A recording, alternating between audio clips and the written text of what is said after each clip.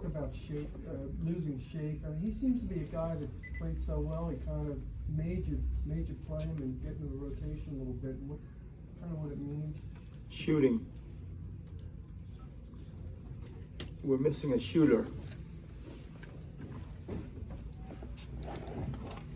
Hey, Coach, so kind of Deb with the New York Times. You guys have built kind of an unconventional team compared to the rest of the league in that you guys have a lot more size, it's less kind of small ball oriented. How would you assess the results on both sides of the ball early on? Defensively, I'd give it a high mark. It's where I see the world most clearly. It's a reflection of how we wanted to grow this program. It mirrors the spirit of the city without getting too dramatic. But I think that, like, this is a hard city. We love being back here. We just came back from being on the road, and we're gonna walk out in front of 21,000 people every night, every single night. And we have to play, as I just looked at you and said what I said. Defensively, I give us a high mark. Offensively, it's going to take a while to catch our defense for reasons that I expected. And when I go back and I see the Atlanta game, it's not like my angst, my sort of grumpy mood is driven because we have selfish players and I'm seeing pig shots. That's not it. We just weren't organized like we have to be. Down the end we were. So I think that they are, to say they're canyons apart would be too harsh, but they're not close right now. And so I give that a C offense right now. During camp, you mentioned it, and being look the best you've ever seen him since you've been around him. Is he talking physically, or is he playing at a higher level than you've seen him play to? Is he ready to make maybe another little step there? The first place I would go is his spirit. I think that his spirit and his, like, wide-eyed, we look at the team that we have, I'm healthy, you know, it's driven, I think, when I say first is his spirit, I think it's driven by factors that I'll get into. But when I say he's different this year, I think that his spirit is excellent right now, one. I would suspect that it's born out of he's as healthy as he has ever been at this stage and feels good. And that all parlays, I think, into a more probable case that he's going to perform well. And I say it for some of those reasons. You know, Joe and Carl Anthony have now been in the league for 3 or 4 years. Are you still interested in seeing matchups like that? What curiosity do you have in seeing that, or not as much anymore? Not as much anymore, because I mean, each night you could accurately tell a story. Each game there is a story to be told for sure. And you know, maybe if you caught me in a different time, I'd say, yep, that's right, that's a good story. I don't feel it at this moment. Like, I don't think like, Cat's a great player. This doesn't have anything to do with Cat. It's just, I think each night you're gonna go in and you're gonna just know it's the NBA. There are 3 undefeated teams in the NBA as we speak, and 2 are playing tonight. And albeit early, that is a fact. And so I see the game kind of like that.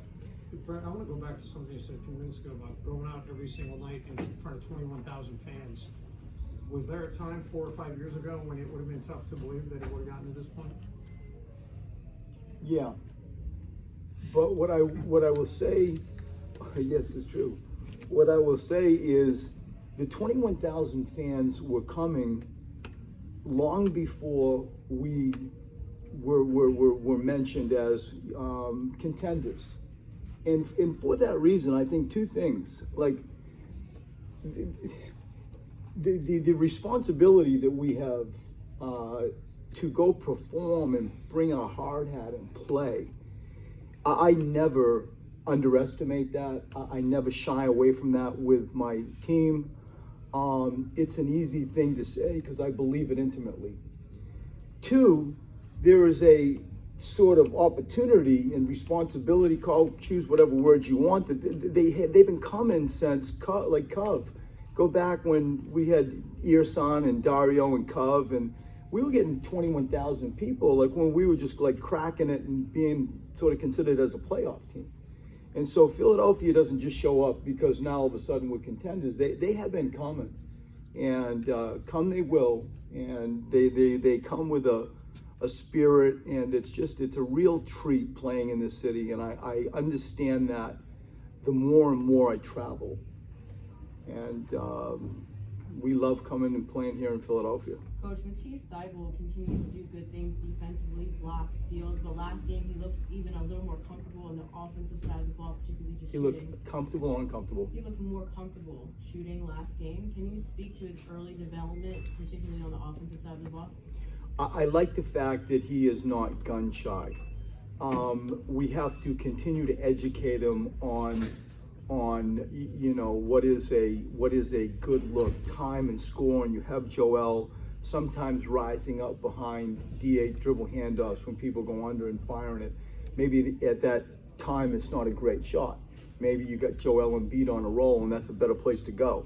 And so when his feet are set, when he's a greyhound and he's sprinting to the corners and hunting those, I like that environment a lot. If you're talking about proactive, offensively, and I'm going to the 3-point shot. There are other parts of it that I think that we gotta like tame a little bit, but I like to do that more than promote and wind up. You don't need to wind him up. And I think like defensively, I'd say the same thing. Like he's taking his defense, he's creating offense, and it's just polishing up something that's quite unique at a young age. Brett, even though it's only been 3 games, is there a little more juice from the players and or coaching staff to kind of see how far you can stretch this winning streak to get the season started? Not for me. I mean, it's a tiny backdrop to a far larger story, and I mean that sincerely. There is a emotional endurance, there is a physical endurance, there's a mental endurance that I've learned like you have to have as an NBA coach, because it just doesn't go away. And my sights are set on something larger. They're set on something that's longer coming, and to get twisted in a streak is not at even close to where my head is at. Maybe you're not thinking much about it, but I wonder, with all you've been through, you still enjoy watching Covington play, or maybe reconnecting with them or competing against them? When I look back and I see some of the guys that we've been able to touch and develop, and I love when my guys get paid. I do. I love it. And, I'm happy to help them. And for Cov to secure a contract, or TJ McConnell to secure a contract, watching the improvement of players like that you were able to touch, looking at Jeremy Grant, his kind of career be on the up and up. I really enjoy that, and in some small way, you hope you had a part of that journey, and to be able to go see Cov out there in a little while is something that I will enjoy and look forward to. You mentioned all those guys, and sticking with Matisse's development, which you already talked about, is there anything from like a Covington's development path that you can use to expedite Matisse's growth, or are the situations that they came into so different that you have to approach it from a very different angle? I think it's way more that, the latter. Like Cov came in and we wanted to just compete. That was kind of the goal. You're gonna play 34 minutes. I hope you shoot 10 threes, and we might win or not. And that was kind of the standard. And to represent ourselves out here with some level of Philadelphia, fight was kind of we did was the report card. And now all of a sudden, you're here to try to find a way to compete for a championship. And so the rules have changed. And because of the team that has created those rules and expectations, for a young kid to come in and participate, in that environment is rare, very rare. And so he has this opportunity in the city of Philadelphia with a championship, we hope, caliber type team, and he's in the mix, he's in the rotation, and so their paths are entirely different.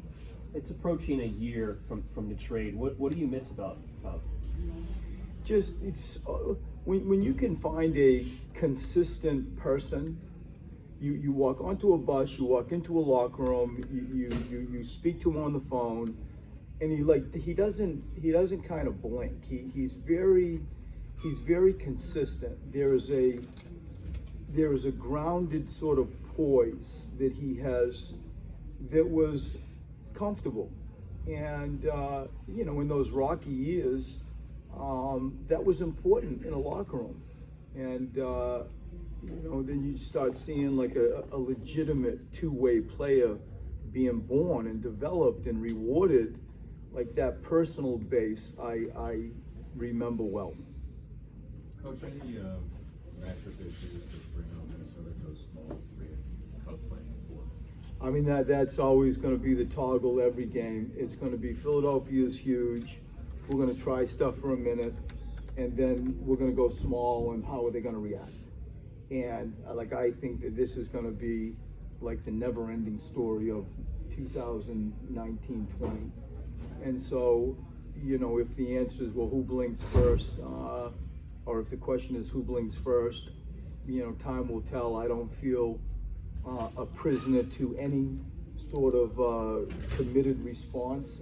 I think that initially, you hope to go big ball, bully ball. And if for whatever reason that's a little bit too stubborn, a little bit too arrogant, then I'll pivot out of it. But in the meantime, I think this conversation, Zoo, is going to be a frequent one, and I hope to maintain what we have. Thanks, Brett. Thank you.